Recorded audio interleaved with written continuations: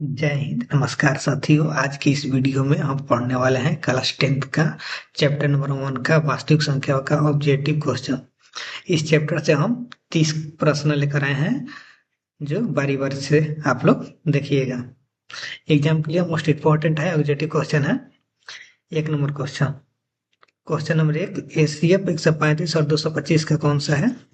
तो दोनों का गुणनखंड निकालेंगे, जो कॉमन होगा उससे मल्टीप्लाई करेंगे। देखिए 125 का गुणनखंड ये 3 × 3 × 3 × 5 है, और 225 का 3×9 = 45 5 × 225। इसमें से जो कॉमन है ये 3 और ये 3 दोनों कॉमन है, तो यहाँ पर दो 3 ले लिए, और इसमें ये कॉमन है तो इसको लिख लिए यहाँ पर। तो इसमें मल्टीप्लाई करेंगे 3 × 3 3×9 9 × 5 = 45। 45 ऑप्शन नंबर बी में है, तो option number B correct answer. अगला क्वेश्चन,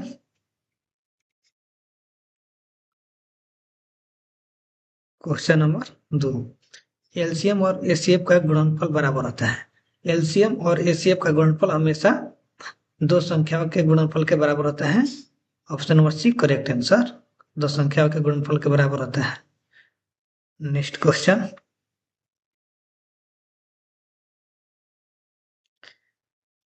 क्वेश्चन नंबर 3, दो दो अभाज्य संख्याओं का एचसीएफ होता है। दो अभाज्य संख्याओं का एचसीएफ हमेशा एक होता है। Option number B correct answer, हमेशा एक होता है। अगला question, question number 4, question number 4, 17 एक है। 17 एक अभाज्य संख्या है। ऑप्शन नंबर बी 17 अभाज्य संख्या है। Option number B correct answer, अभाज्य संख्या है। अगला question, question number 5, Euclid division algorithm का प्रयोग किया जाता है। यूक्लिड एल्गोरिथम का प्रयोग किसमें किया जाता है? तो हम लोग जानते हैं एचसीएफ में किया जाता है, तो option number B HCF correct answer, option number B. Next question, बारी बारी से आप लोग लास्ट तक देखिएगा। 30 क्वेश्चन है, मोस्ट इस चैप्टर से इम्पोर्टेंट। क्वेश्चन नंबर 6, देखिए दो संख्याओं का एचसीएफ एक हो तो वो कहलाती है। दो संख्याओं का एचसीएफ एक हो तो कहलाती है आप सहअभाज्य संख्या कहलाती है। ऑप्शन नंबर सी सहअभाज्य संख्या करेक्ट आंसर। अगला क्वेश्चन, ये 6 और 15 का एलसीएम निकालना है। 6 और 15 का एलसीएम निकालने के लिए 6 का गुणनखंड करेंगे एलसीएम, और 15 का भी गुणनखंड करता है। 6 का गुणनखंड 3 × 2 2 × 3 3 दूनी के 6, 15 का हो गया 3 × 5 = 15। इसमें से जो कॉमन है उसको एक बार लेंगे, और जो कॉमन नहीं है उसको इससे मल्टीप्लाई करेंगे। तो देखिए इसमें कॉमन नहीं है तो 2 ले लेंगे, और इसमें ये कॉमन नहीं है 5, तो 5 को भी ले लेंगे, और दोनों में 3 कॉमन है तो इसको एक बार लिखेंगे, और तीनों से मल्टीप्लाई करेंगे। तो 3 दूनी के 6 और 6 × 5 = 30, यानी 30 ऑप्शन नंबर किसमें है? तो 30 ऑप्शन नंबर बी में है, तो 30 correct answer, option number B. अगला क्वेश्चन, क्वेश्चन नंबर 8, यदि एचसीएफ 12 और एलसीएम 180 हो तो संख्याओं का गुणनफल है। देखिए एचसीएफ 12 और एलसीएम 180 हो तो संख्याओं का गुणनफल। तो संख्याओं का गुणनफल निकालने के लिए एक फार्मूला होता है। दो संख्याओं का गुणनफल निकालने के लिए एचसीएफ × एलसीएम। तो हमारा एचसीएफ दिया है यहाँ पर 12 और एलसीएम दिया है 180। तो दोनों का गुणनफल करना है, तो 112 × 180 2160 आ रहा है। तो 2160 किस में है? तो ऑप्शन नंबर बी में 2160, option number B correct answer. अगला क्वेश्चन, क्वेश्चन नंबर 9, एक एक है, ना अभाज्य संख्या है ना अभाज्य संख्या है ना संयोजन संख्या है। ऑप्शन नंबर सी एक कुछ भी नहीं है, ना अभाज्य ना संयोजन संख्या। Option number C correct answer. अगला क्वेश्चन, क्वेश्चन नंबर 10, 121 का अभाज्य गुणनखंड है। 121 का अभाज्य गुणनखंड है, तो देखिए जो अपने आप से कटे और एक से कटे, तो दिन 11 11 से ये अभाज्य संख्या है और दोनों से गुणा करने पर एक से कैसा रहे, इसलिए ऑप्शन नंबर एक करेक्ट आंसर। और ये अभाज्य संख्या है लेकिन दोनों से मल्टीप्लाई करने पर एक से कैस नहीं आ रहा है, इसलिए इसमें नहीं होगा। अगला क्वेश्चन ऑप्शन नंबर ए हम लोग का करेक्ट आंसर। नेक्स्ट क्वेश्चन देखिए, क्वेश्चन नंबर 11। दो संख्याओं का एलसीएम हमेशा होता है, दो संख्याओं का एलसीएम हमेशा होता है दोनों दोनों से बड़ा या बराबर होता है। दो संख्याओं के एलसीएम हमेशा होता है दोनों से बड़ा या बराबर। हमारा option number C correct answer. Next question, question number 12। 13 एक है, विषम संख्या है और अभाज्य संख्या दोनों है, विषम संख्या भी है और अभाज्य संख्या है, इसलिए हमारा बी और सी दोनों करेक्ट आंसर है। इसमें कौन है तो डी, डी दोनों दिया है बी और सी, इसलिए option number D correct answer. Next question देखिए, इसमें है क्वेश्चन नंबर 13 में एसीएफ दिया है 20 और 28 को निकालना है। एसीएफ 20 और 28 के एसीएफ निकालने के लिए दोनों का मल्टीप्लाई करेंगे। देखिए दोनों का मल्टीप्लाई करने पर दो दूनी के 4 4 5 20 का गुणनखंड है ना इसका, और इसका देखिए 28 का दो दूनी के 4 सचो का 28, और जो स्क्वायर है उसको दोनों में कॉमन है स्क्वायर, ये वाला 2 का 4 है ना, यहाँ पर दो दूनी के 4 और दो दूनी के 4 दोनों में कॉमन है, तो एक ले लेंगे।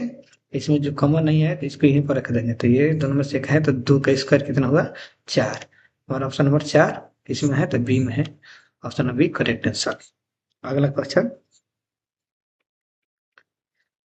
इस चैप्टर से एकदम 30 क्वेश्चन इंपोर्टेंट जितना बन रहा था इससे लेकर आए हैं, आप लोग लास्ट से ध्यान तक देखिएगा।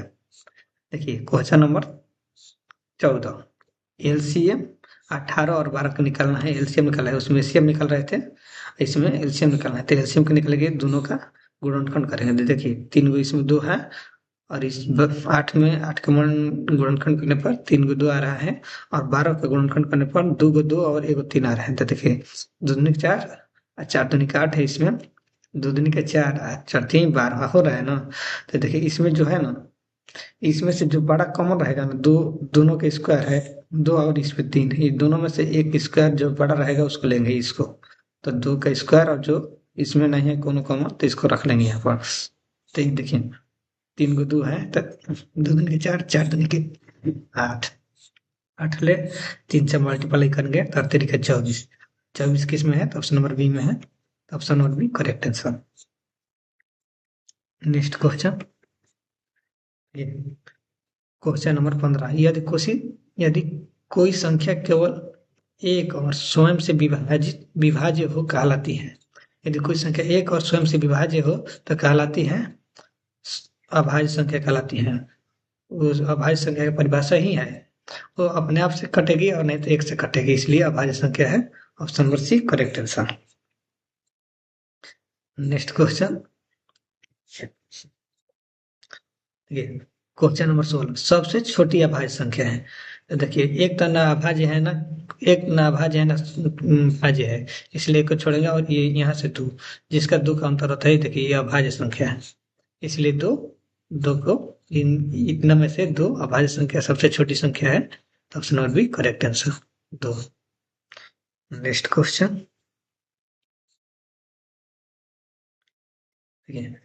यूक्लिड एल्गोरिथम आधारित है, भाग विधि द्वारा है, भाग विधि द्वारा निकालते हैं हम लोग ऐसी है, तो यूक्लिड एल्गोरिथम है भाग विधि द्वारा, option number A correct answer.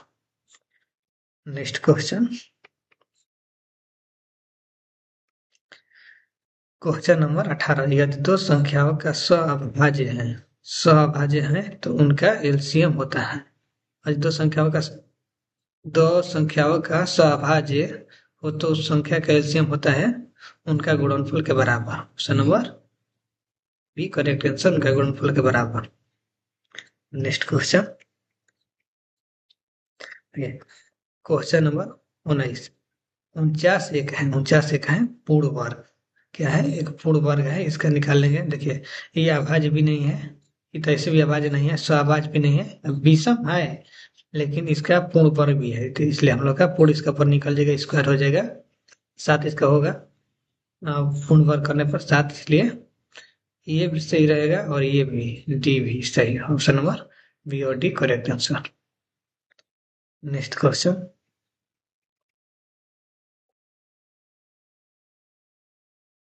Question number 20। HCF 18 और 24 का निकालना है, तो वैसे ही निकालेंगे। 28 का गुणनखंड करेंगे और 24 का भी गुणनखंड करेंगे। तो देखिए 18 करने पर 3 को 2 आ रहा है और 24 के गुणनखंड करने पर 2 को 3 आ रहा है, 2 को 3 आ रहा है और ये तो 3 आ रहा है। यहाँ पर दो दो जो है 3 बार आ रहा है, यहाँ पर 3 2 बार आ रहा है। तो देखिए इसमें जो एचसीएफ निकालने का विधि है, देखिए इसमें जो है मल्टीप्लाई, इसमें कॉमन लेना है। एक कॉमन कौन होगा, देखिए इसमें से कॉमन, इसमें एक बार 2 है, इसमें 3 बार, तो एक इसमें से कॉमन होगा 2, और इसमें से 3 2 बार है और इसमें से एक बार 3 है, तो इसमें से एक कॉमन होगा 3, इसलिए अभाज्य गुणनखंड है 3 दूनी का 6। 6 किसमें है, तो B, option number B correct answer.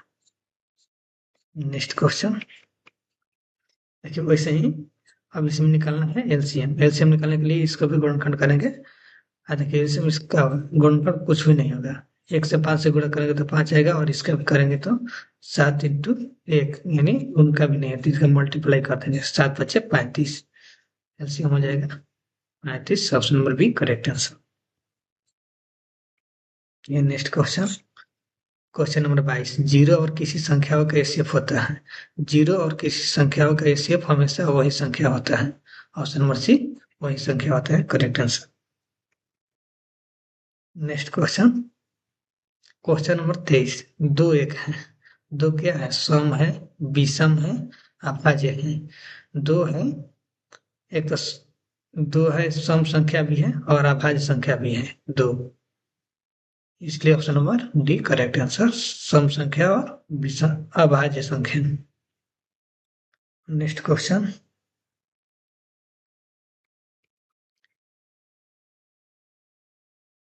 Question number 24। दो संख्याओं का एलसीएम कभी नहीं होता है। दो संख्याओं का एलसीएम कभी शून्य नहीं होता है, इसलिए option number A correct answer, कभी शून्य नहीं होता है। नेक्स्ट क्वेश्चन, ये क्वेश्चन नंबर 25। Question number 25।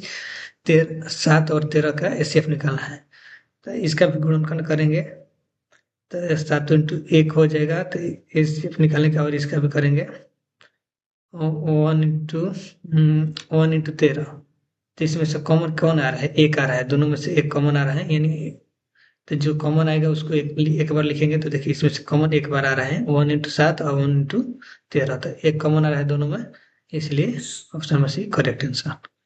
अगला क्वेश्चन,